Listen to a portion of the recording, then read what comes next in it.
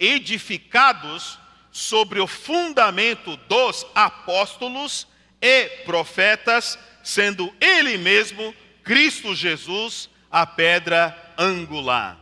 Amém? Então, nós estamos sendo edificados sobre o fundamento. E esse fundamento tem como fonte os apóstolos e os profetas.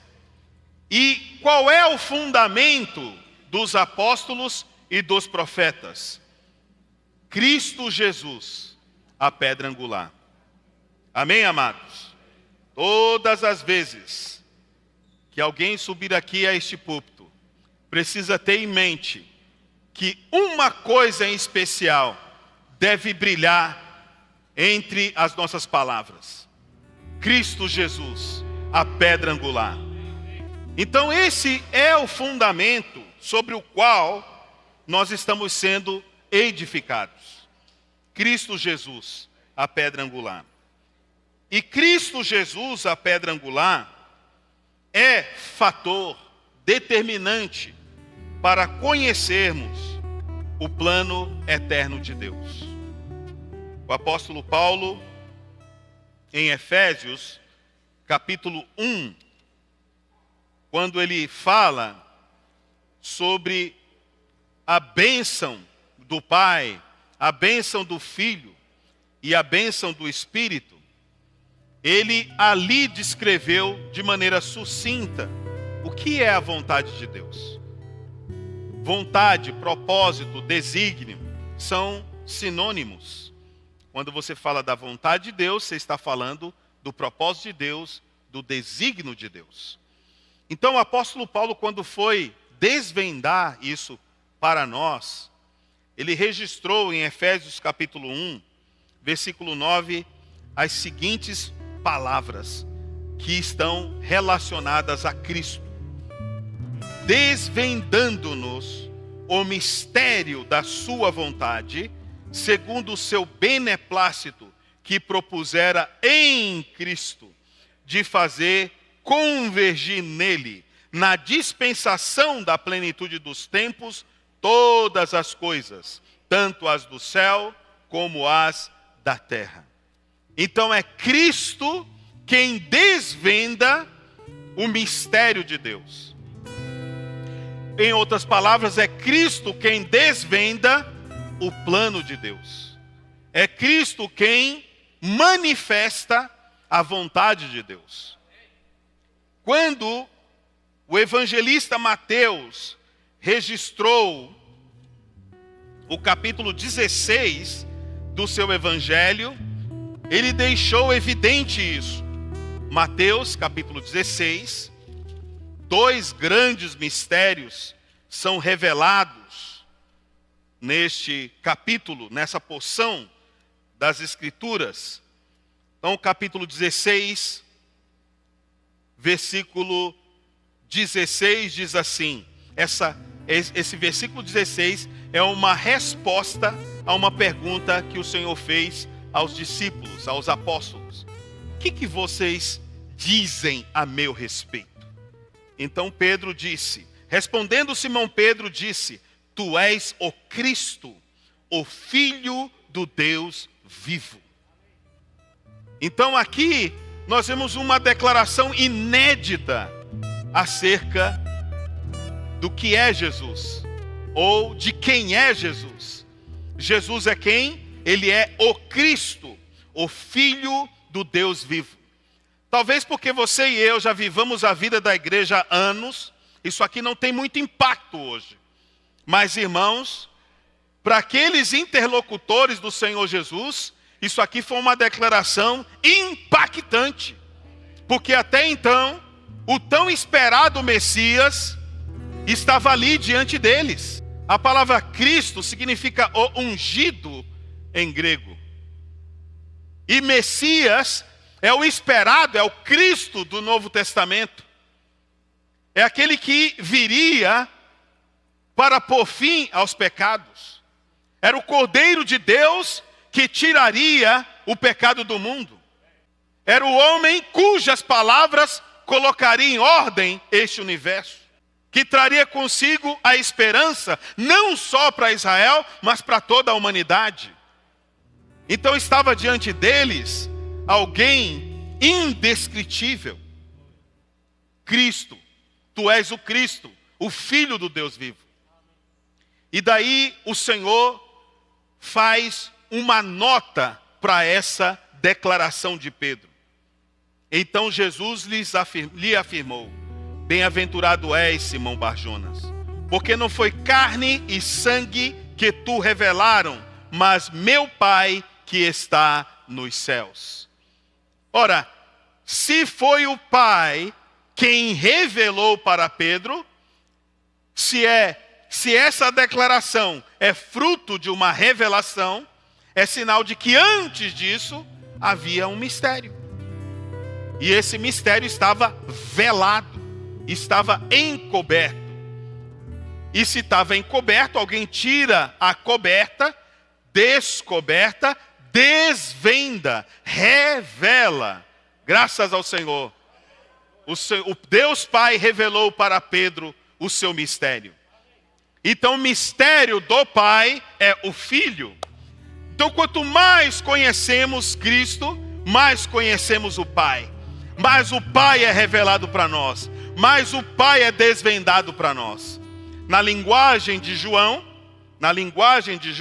usando aqui a palavra atual, Evangelho de João, capítulo 1, versículo 18 diz assim: ninguém jamais viu a Deus. O Deus unigênito, que está no seio do Pai, é quem o revelou. Então o Filho revela o Pai. Se você quer conhecer o Pai, eu e você precisamos conhecer o Filho. Porque é o Filho quem revela ou desvenda os mistérios ou o mistério do Pai. Amém? Então, voltando para Efésios, nós vemos aqui que Deus tem uma vontade. E essa vontade é revelada pelo Filho.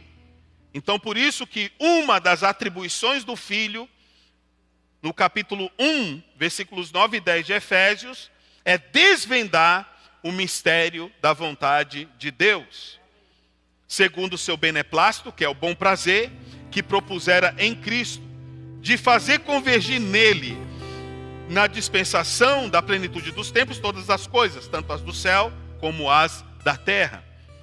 A palavra convergir aqui tem o mesmo significado que encabeçar. Então, qual é a vontade de Deus Pai? É que o Filho, Jesus Cristo, encabece todas as coisas. E o encabeçamento é o fator determinante para o fim desta era. Sem o encabeçamento de Cristo, não há fim. Nas Escrituras, em especial no Novo Testamento, há dois momentos em que aparece então virá o fim. Dois momentos cruciais, e que se você guardar no coração esses dois momentos, você certamente vai conseguir e sintonizar a sua vida à vontade eterna de Deus. A primeira ocorrência está em Mateus capítulo 24, versículo 14. E será pregado este evangelho do reino por todo o mundo para testemunhar todas as nações. Então, quando é que o fim vem à luz desse texto? Quando o evangelho, né?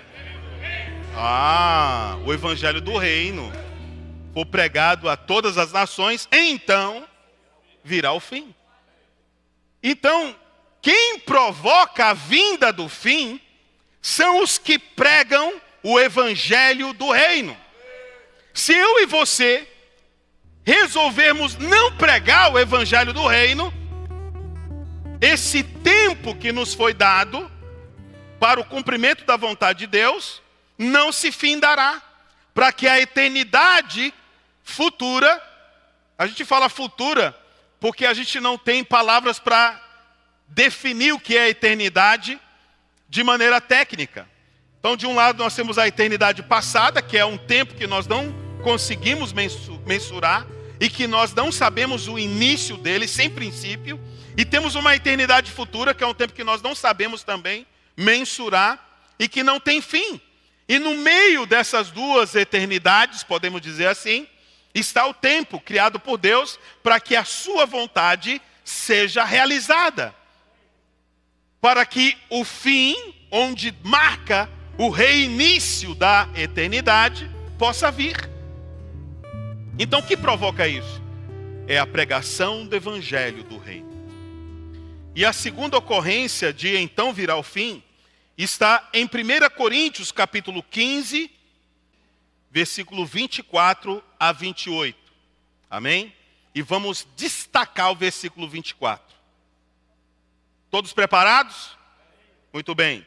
E então virá o fim, quando ele entregar o reino ao Deus e Pai, quando houver destruído todo o principado, bem como toda a potestade e poder.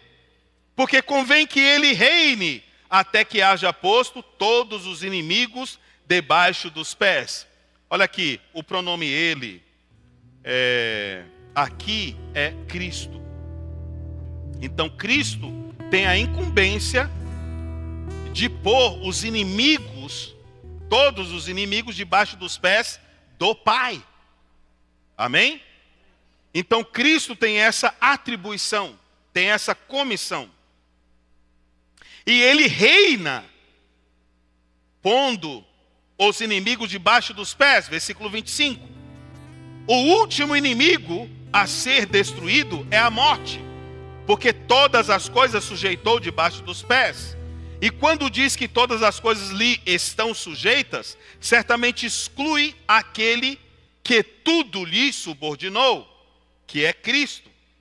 Quando, porém, todas as coisas lhe estiverem sujeitas, ou seja, as coisas, os principados, as potestades, os inimigos, Cristo estiverem debaixo dos pés dele, o próprio Filho também se sujeitará àquele que todas as coisas lhe sujeitou, para que Deus seja tudo em todos.